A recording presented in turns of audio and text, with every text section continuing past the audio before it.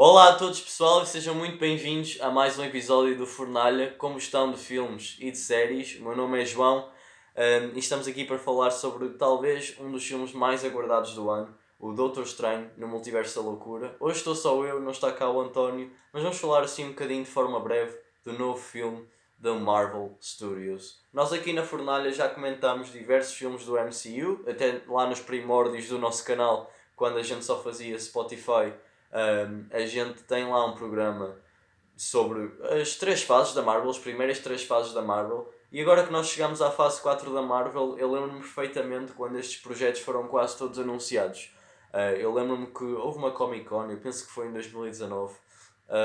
Nós tivemos diversos filmes e planeamento quase inteiro da Marvel, anúncios de Blade, anúncios de Doutor Estranho no Multiverso da Loucura. E a primeira coisa que me marcou neste filme foi o anúncio de que ele seria o primeiro filme de terror do MCU. Eu, como um grande fã do género de terror, estava bastante entusiasmado para ver como é que isto ia ser feito e acho que havia de facto um grande potencial, tendo em conta os elementos que nós já tínhamos visto em WandaVision e tendo em conta os elementos da própria personagem do Doutor Estranho, que lida com demónios de outras dimensões e histórias psicadélicas, e dessa forma acho que havia ali um potencial imenso para fazer um filme extremamente visual. E nós na altura tínhamos lá o diretor, o Scott Derrickson, que estava marcado para voltar a ser o realizador desta produção, tal como foi lá no primeiro. Porém, devido a diferenças criativas, o realizador teve que se afastar do filme lá por volta de 2020. E isso a mim foi o primeiro alarme. Porque sempre que eu vejo estas grandes produções a trocar de realizadores, a fazer refilmagens, que este filme teve refilmagens extensas, eu já me sentia preocupado.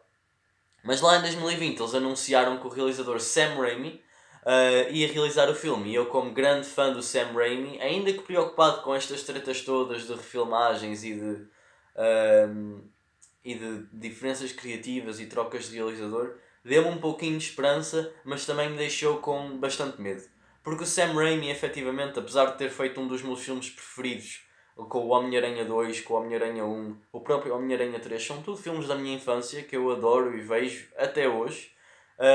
Eu sentia que talvez ele fosse passar pelo mesmo que passou no Homem-Aranha 3, que é a interferência do estúdio, uma falta de oportunidade para dar a voz do Sam Raimi, para dar aquele senso de terror, para ter aquela câmara deslocada, aquele vislumbre de um visual deslumbrante. E efetivamente acho que houve aqui um pequeno equilíbrio. Acho que não é tão revoltante a forma como o estúdio interfere como foi no Homem-Aranha 3, com a inserção de personagens como o Venom, que o Sam Raimi simplesmente não queria trabalhar. Porém, de facto, acho que se nota aqui um pouquinho a interferência do estúdio, ainda que o diretor saiba trabalhar com essa interferência para contar um filme que nunca deixa de ter alma, nunca deixa de ter o senso das personagens que está a realizar e que dá uma montagem, um estilo, uma vibe completamente diferente, na minha opinião, de qualquer outro filme do MCU. Para começar, este filme tem cor. E parece a mim que se calhar pode ser Pronto, pode ser um comentário um bocadinho reles, mas a verdade é que se há vários filmes do MCU que têm um visual ainda bastante bacana, há muitos que, como por exemplo, sei lá, o Capitão América Guerra Civil, que é um filme que eu adoro, acho que de facto, no que toca ao senso visual da coisa, há ali algumas cenas que perdem um bocadinho de qualidade por causa da sua cinematografia. E eu não me posso queixar desse aspecto no Doutor Estranho no Multiverso da Loucura, que é sem dúvida um dos filmes mais deslumbrantes do universo Marvel. O Sam Raimi move a câmera de um lado para o outro, planos abertos, zoom-ins, montagens com fade-ins, fade-outs.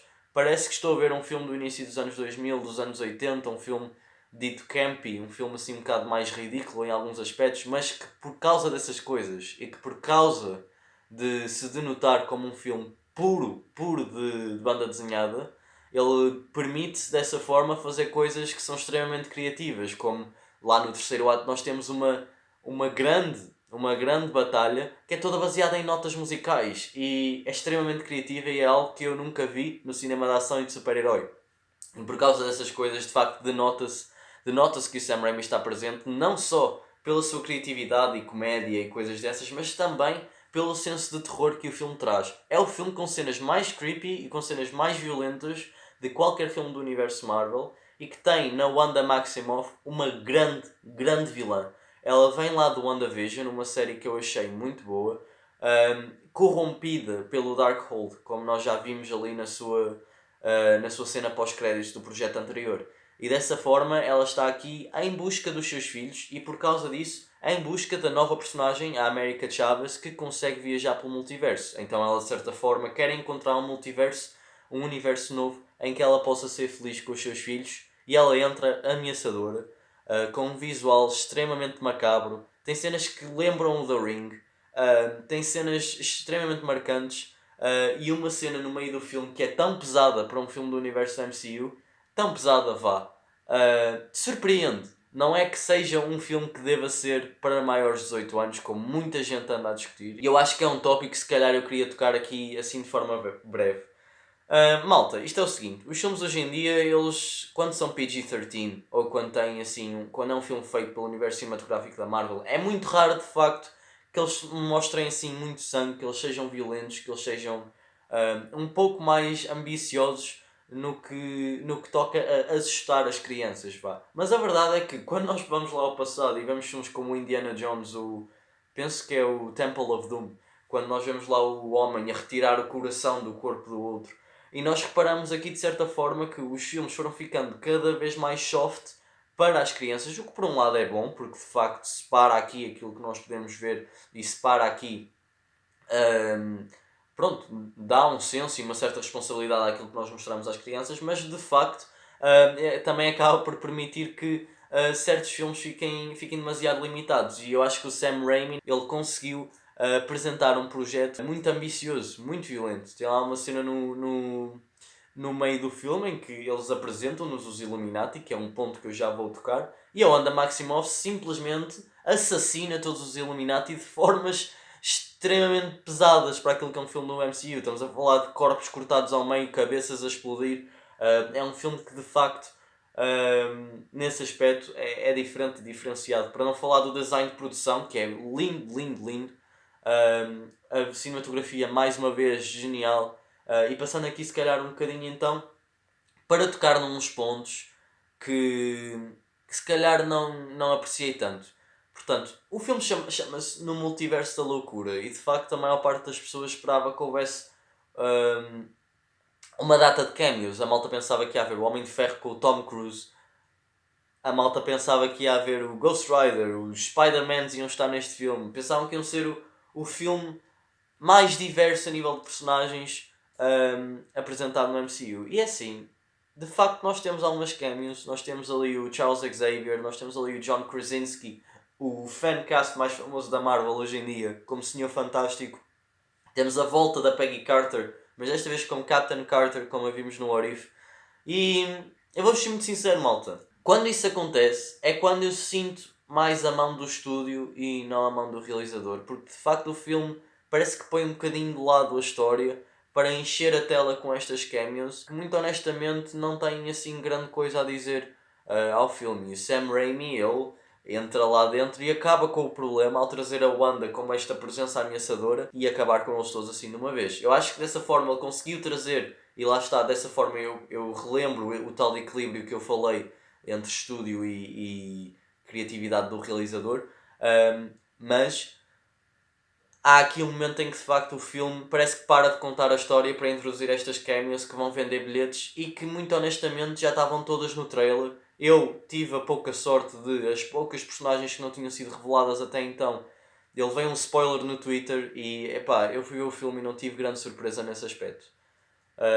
Porém, quero ressaltar que é um filme que nunca se esquece de certa forma de, no seu tempo ali de 2 horas, de ser um filme com início, meio e fim, que explora muito bem a pergunta exata que poucos filmes de super-heróis perguntam, que é, de facto, explorar a felicidade de cada um destes heróis. A felicidade do Doutor Estranho, a felicidade da Wanda. Os sentimentos mais frágeis que eles escondem como carapaças, eles vêm todos ao de cima neste filme. E eu acho que o Sam Raimi faz um trabalho excelente em dar ali uma cinematografia dinâmica, o espaço de vida a cada personagem para que no meio deste multiverso da loucura o filme permaneça focado naquilo que realmente importa e dessa forma contar uma história equilibrada que para mim vale a pena. Não é o melhor filme da Marvel, não é? Mas é um filme que não deixa de ser bacana, é um filme com ritmo, um filme que nunca para, com energia e que vale a pena ser visto no cinema pelo espetáculo visual que ele entrega, pela música, pelo terror, pelo estilo e de edição de montagem de música diferentes aqui que o Sam Raimi de facto emprega. Portanto, malta, eu de facto recomendo aqui o Doutor Estranho no Multiverso da Loucura. Eu não costumo dar notas como eu estou farto de dizer na fornalha, mas eu dou notas aqui no nosso canal e gostava de dar ao Doutor Estranho ali um 7,5. Para não falar se calhar do CGI, que também na minha opinião foi o melhor CGI que nós vimos. E também de ressaltar que gostava de ter visto mais universos, porque nós temos ali uma sequência de facto em que são demonstrados vários universos, mas nós nunca temos tempo ali de explorar de facto estas realidades alternativas, que seria algo que neste filme, no Multiverso da Loucura, eu estava um bocadinho mais à espera. Antes de ver personagens e cameos e coisas distintas, gostava mais de ter explorado então estes universos malucos. Mas pronto, qualquer das formas, é um filme que vale a pena. Deixo então aqui um 8 em 10, simpático, fica ali no 7,5 arredondado. Pronto pessoal, digam-nos nos comentários o que é que acharam do filme, sigam-nos aqui no YouTube, no nosso podcast que também vai sair lá no formato de áudio, partilhem o vídeo e digam-nos então o que é que acharam deste filme. A gente vai voltar muito em breve com um novo podcast e pronto malta, mais uma vez como forma de despedida, solta o DJ!